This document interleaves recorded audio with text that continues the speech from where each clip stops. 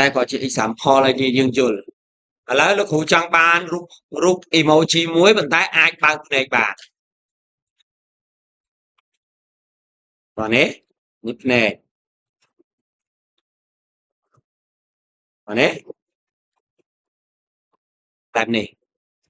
បាទនេះហើយលោកគ្រូចង់ឲ្យ emoji ហ្នឹងបិទមាត់បើកមាត់បាទនេះរូបបើកមាត់ណាអញ្ចឹងរបៀបធ្វើអូនចុចកន្លែងនេះហើយ copy frame អញ្ចឹងរូបទី2ដូចគ្នាត្រូវទេដូចគ្នាត្រូវអត់អញ្ចឹងលោកគ្រូចង់ឲ្យ emoji ហ្នឹងបិទមាត់បាទនេះ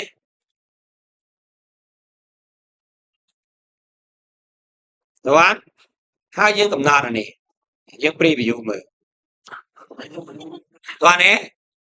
អញ្ចឹងយើងកំណត់អាហ្នឹងឲ្យរៀងយូរតិចទៅដាក់ថា500ចុះឧទាហរណ៍500អានេះ500អញ្ចឹងនៅពេលដែលយើង preview មើលបាទនេះហើយយើងថែមមួយ frame ទៀតមកឧទាហរណ៍យើងថែមមួយ frame ទៀតយើងដូរភ្នែក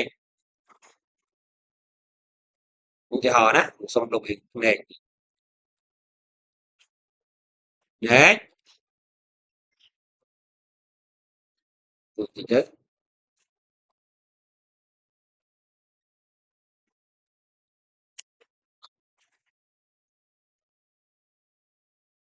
យល់គូនិយាយទេ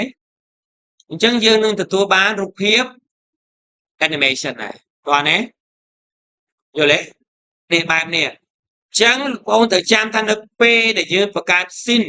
scene ឬក៏ផ្នែកនៃ action game របស់យើងណា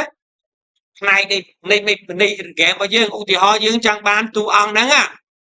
មានលើកដៃបាយឬក៏បិទភ្នែកបើកភ្នែកបងត្រូវបង្កើត frame ទី1ហើយ copy frame នឹងដែរហើយបដូររូបភាពនៅ frame ទី2 frame ទី3 frame ទី4តោះនេះយកគ្រូនិយាយ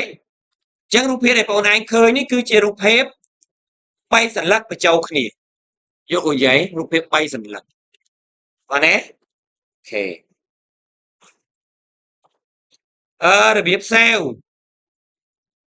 របៀប save បងចុច file ហើយចុច export download ហើយយក sprite តោះនេះហើយដាក់ឈ្មោះមកឧទាហរណ៍ emoji នេះបាទនេះ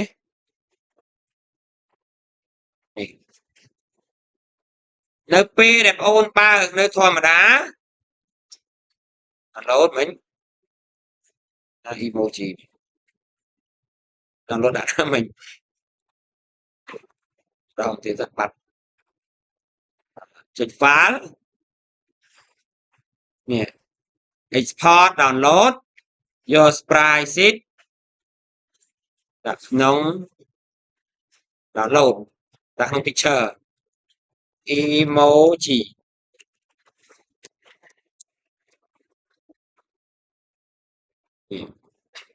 អញ្ចឹងរូបភាពដែលយើងបង្កើតមិញមានប៉ុន្មាន